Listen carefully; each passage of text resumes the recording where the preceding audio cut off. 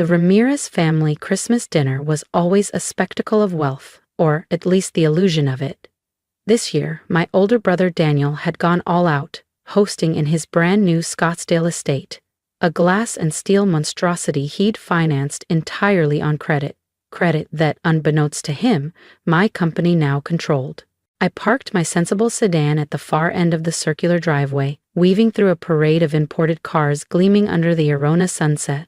My coat was off the rack, my shoes scuffed from the office. To them, I was still the practical one, the one who never quite made it.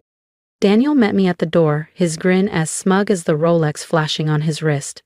"Lena," he said, stretching my name like taffy. His eyes dropped to the plain brown packages in my arms. "Homemade gifts again. Some things never change." I smiled, though my fingers itched for the phone in my bag, the one lighting up with alerts that would change everything. As CEO of Horizon Capital Partners, one of the fastest growing private equity firms in the country, I had spent the past 18 months quietly buying out the debt of every family member who ever mocked my so-called modest life. "You know me," I said mildly, stepping into the cathedral-like foyer. "Always keeping things simple." Simple was not a word in my sister-in-law Jessica's vocabulary. She appeared in a swirl of silk and sequins, dripping in designer labels I recognized instantly because every purchase she'd made this year had gone through credit cards my subsidiaries managed. "Oh, how creative," she said, her eyes sliding over my unassuming packages with thinly veiled disdain. "We went with Prada this year, for everyone." "Of course you did," I murmured, tucking my gifts beneath a tree that looked like it belonged in a hotel lobby. Gold ornaments, imported glass, twinkling lights timed to a Spotify playlist. From the dining room, laughter rolled like thunder. My mother bustled over, cheeks flushed from expensive wine Daniel couldn't actually afford. "Darling," she said, patting my arm, "you really should let your brother's financial advisor help you with investments. Living in that tiny apartment, driving that old car, it's just not appropriate for a Ramirez." If she only knew. The tiny apartment was one of 7 properties I owned outright, all leased to long-term tenants. The old car was one of dozens in Horizon's corporate fleet. For years, I had cultivated this image of modest means, all while building an empire that now held the strings of everyone in this room. Speaking of finances, Daniel's voice cut through the chatter as he clinked a crystal glass. "Who's ready for the gift exchange? Jessica and I really outdid ourselves this year." I watched as they handed out their glossy, ribbon-wrapped boxes, each one bought with credit they no longer truly owned. Through a delicate web of acquisitions, Horizon Capital had become the majority holder of their mortgages, car loans, and credit lines. "Your turn, Lena," Jessica said with syrupy sweetness. "What did you manage to create this year?" I handed out my packages one by one. Inside each was a handcrafted leather photo album, filled with carefully curated family memories. But tucked into the final pages, hidden beneath snapshots of smiling faces, was something far more revealing: their most recent credit statements, annotated in neat red ink to show exactly who owned their debt. "Oh," Mom said, forcing a bright smile as she flipped through hers. "Another album. How thoughtful." Daniel didn't even open his. He smirked over his champagne glass. "Maybe next year you can afford real presents, sis. My financial advisor could help you understand basic investment strategies." That was when I slipped my phone from my bag and opened the Horizon control dashboard. The alerts were ready. With one tap, every credit card, every loan, every line of credit they had would freeze in an instant. I looked around the table. At the designer dresses, the luxury watches, the brittle confidence, and smiled. "Merry Christmas, everyone," I said softly and pressed the button. The room hummed with laughter, clinking glasses, and the glow of twinkling lights for exactly 3 more seconds. Then, one by one, their phones lit up. Notifications flashed. Cards declined. Accounts locked. Jessica's laugh faltered first. Daniel frowned at his phone, confusion creasing his forehead. My mother's wine glass froze halfway to her lips. I leaned back in my chair, savoring the silence that followed. It was the sound of illusions shattering. I checked my phone again. Everything was in place. "Julie," I said quietly, swirling the untouched champagne in my glass, "why don't we talk about financial strategies right now?" The laughter around the Ramirez family table came to an abrupt halt. Then Daniel, my golden boy, older brother, snorted. "Please," he said, his voice dripping with amusement. "What would you know about finance? You work at some tiny consulting firm. You don't even own a decent car." I smiled faintly, thumb hovering over the screen. "True," I murmured. Then I pressed the alert confirmation. Across the sprawling dining room of Daniel's Scottsdale mansion, phones began buzzing. At first it was background noise, like a hive of bees. Then confusion flickered across their faces as they checked the notifications. "Odd," I said, my voice calm against the rising tension. "You might want to check those messages." The scene unfolded exactly as I'd planned. Jessica, my sister-in-law and self-proclaimed style queen, was the first to react. Her face blanched as she tapped frantically at her phone. There must be some mistake," she stammered. "All my cards are showing as frozen."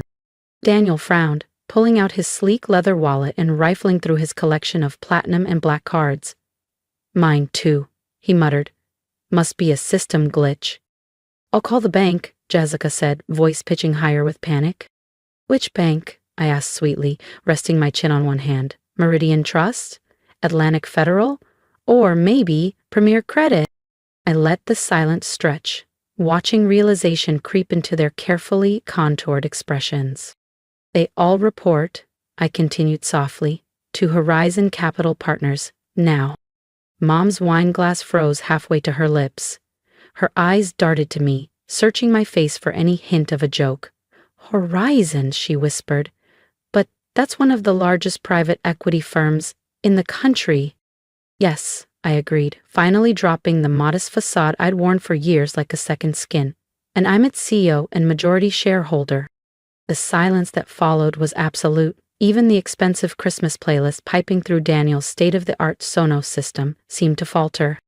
"That's impossible," Daniel said at last, his voice cracking slightly. "You run a small consulting business. You live in a one-bedroom apartment." "Do I?"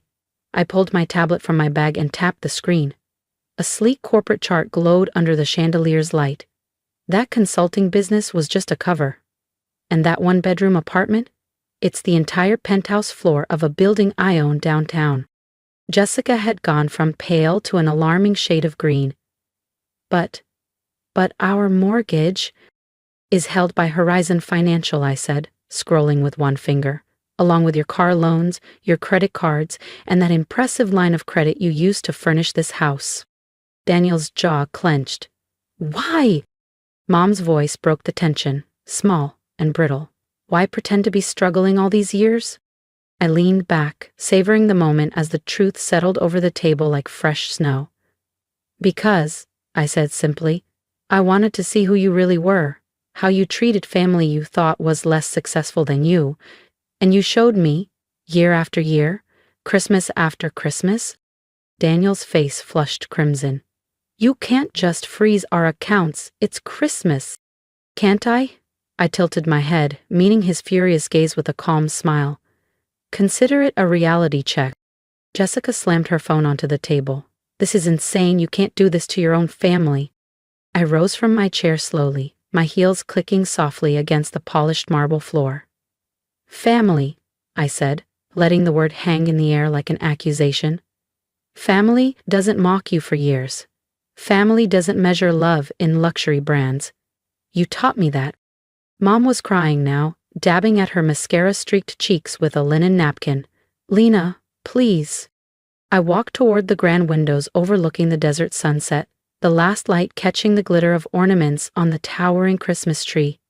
My phone buzzed again, a notification, confirming the account freezes were complete. "Merry Christmas," I said without turning back. "Enjoy the things money can't buy." Behind me, chaos erupted, chairs scraping, voices rising, panic setting in. But I didn't stay to watch the empire of illusions crumble. I'd already seen enough. Tonight, the power shifted, and for the first time, I didn't have to hide who I was. "Check those photo albums I gave you," I said, my voice calm against the growing tension in the room. "Behind the family pictures, you'll find detailed records of every loan, every credit card, every financial obligation you have, all ultimately controlled by my company." The room went silent except for the crackle of the fireplace in Daniel's $4,200,000 Palm Beach mansion, another purchase built entirely on credit. For a moment, no one moved. Then chairs screeched against polished marble as my family lunged for the albums they had dismissed as cute, homemade gifts just moments earlier. Jessica tore open the leather cover first. Loose pages slid out like a deck of cards, scattering across the glossy floor. Her perfectly manicured hands shook as she picked one up. "This is a joke," she declared, but her voice trembled. "You're just trying to scare us." I smiled slightly and pressed another button on my phone. Instantly, every screen in the room, the curved 85-inch in the living area, the 2 in the bar, even the smart display in the kitchen, lit up with Horizon Capital's logo and a live video feed of our trading floor in New York. "Does this look like a joke?" I asked, stepping closer to the glowing screens. "While you were all mocking my so-called modest lifestyle, I was building one of the most powerful private equity firms in the country. Every single credit card decline you just received," I held up my phone, "authorized directly by my office." Jessica's face drained of color. Daniel tried to speak, but stopped when his phone lit up again with another alert. "But the trust fund," my mother stammered, her voice weak, almost pleading. "Your portion of the family trust is what I used to seed Horizon," I finished for her, my tone cool and deliberate. "That tiny inheritance you all assumed I was barely scraping by on? I turned it into a multi-billion-dollar empire, while you were busy competing over handbags and vacation homes." Daniel was now frantically stabbing at his phone screen, his fingers trembling. "I'm calling Richardson at Premier Credit," he muttered. "He'll sort this out." I raised an eyebrow, almost amused. "Richardson? You mean Thomas Richardson?" I tapped my tablet, pulling up a personnel file. He was promoted to Executive Vice President of Horizon Financial last month. "Would you like me to connect you to his office?" Jessica dropped her phone with a sharp clatter. The only sound after that was the soft hum of the heat vents and my mother's uneven breathing. The Christmas tree lights glittered across their stunned faces, casting fractured shadows on the walls. Reality was settling in now, cold and sharp. Every financial lifeline they thought they had, mortgages, car loans, credit cards, business lines, all of it led back to me. Jessica broke the silence with a strangled whisper. "The Aspen Chalet," she said suddenly, "the one we just put a deposit on, was listed by a real estate group owned by Horizon," I said smoothly, pulling up the digital contract on my tablet. "Interesting choice, by the way, considering you're already overextended on this house." My mother had started crying quietly now, dabbing her tears with a linen napkin. "Maria, honey," she whispered, "we didn't know." "That's exactly the point, isn't it?" I said, rising to my feet. I smoothed the front of my thrift store sweater, which probably cost less than one of Jessica's cocktail rings, but the irony wasn't lost on me. "You never bothered to know. You were too busy judging, too busy flaunting wealth you didn't actually own." Daniel's voice cracked as he asked, "What do you want? Money? A public apology?" I shook my head slowly. "What I want is for you to understand something fundamental about wealth and worth." My gaze swept the glittering room, landing on each stunned face in turn. Real success doesn't need to be broadcasted. Real power doesn't need to be flaunted. I pressed another button on my phone. One by one, soft pings echoed around the table as their cards reactivated. "I'm not going to destroy you financially," I said, slipping the phone back into my bag. "That would be too easy." The silence that followed wasn't just shock. It was something heavier. For the first time in years, they were truly seeing me. and that was worth more than anything they could ever buy. Check those photo albums I gave you, I said, my voice steady in the silence that gripped the room. Behind the family pictures, you'll find detailed records of every loan, every credit card, every financial obligation you have, all ultimately controlled by my company. Chairs scraped back against the polished marble as everyone scrambled for the albums they had dismissed moments ago as cute, homemade gifts. Jessica tore hers open first, her manicured hands trembling as loose pages spilled across the floor like snow. "This is a joke," Jessica snapped, but her voice cracked halfway through. "You're just trying to scare us." I smiled faintly and pressed another button on my phone. Every screen in Daniel's mansion, the 85-inch TV, the kitchen display, even the sound system panel, flared to life. Horizon Capital's logo filled the screens, followed by a live feed of our New York trading floor. "Does this look like a joke?" I asked softly, the glow painting the room in cold light. "While you mocked my so-called simple lifestyle, I built one of the most powerful private equity firms in the country. Every card decline you just experienced?" I lifted my phone. "Authorized by my office." Jessica's face drained of color. Daniel's jaw twitched as he stared at the pages in his hands. "But the family trust," my mother said finally, her voice fragile, "is what I used to seed Horizon," I cut in. "That tiny slice of money you thought I was living on? I turned it into a multi-billion-dollar empire while you maxed out credit cards." Daniel's knuckles whitened around his phone. "I'm calling Richardson at Premier Credit," he muttered. "Richardson? You mean Thomas Richardson?" I tapped my tablet. "He's now Executive VP of Horizon Financial. Want me to connect you?"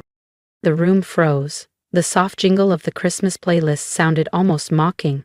Tree lights flickered across their stunned faces. Jessica whispered, "The Aspen Chalet, the one we just put a deposit on." "Listed by a firm owned by Horizon," I replied, pulling up the contract. "Interesting choice considering you're already overextended on this house." Mom started crying quietly, mascara streaking. "Lena, honey, we didn't know." "That's the point," I said, standing. I smoothed my gray cashmere sweater, simple yet more powerful than Jessica's sequins. "You never cared to know. Too busy judging, too busy flaunting wealth you didn't own." Daniel slammed his phone down. "What do you want? Money? An apology?" I shook my head. "What I want is for you to understand something about wealth and worth." My voice dropped to a whisper, carrying like a command. "Real success doesn't need to be broadcasted. Real power doesn't need to be flaunted." I pressed one last button. Soft pings echoed as their cards reactivated. "I'm not going to ruin you financially," I said, slipping my phone into my clutch. "That would be far too easy." I turned toward the glass doors, the desert night glittering beyond. "Merry Christmas," I said, heels clicking as chaos erupted behind me. For the first time in years, they weren't laughing. They were listening. And that was worth everything. I want to hear from you. What would you have done in my place? Drop your thoughts in the comments and tell me if you think I made the right call. If you've ever been underestimated, share your story below. Let's support each other in proving that quiet strength always wins. My advice? Never let other people define your worth. Build in silence, stay focused, and let your success speak louder than their doubts. Remember, real power isn't about showing off. It's about being unshakable when no one sees you coming. Now tell me, what's your definition of true success?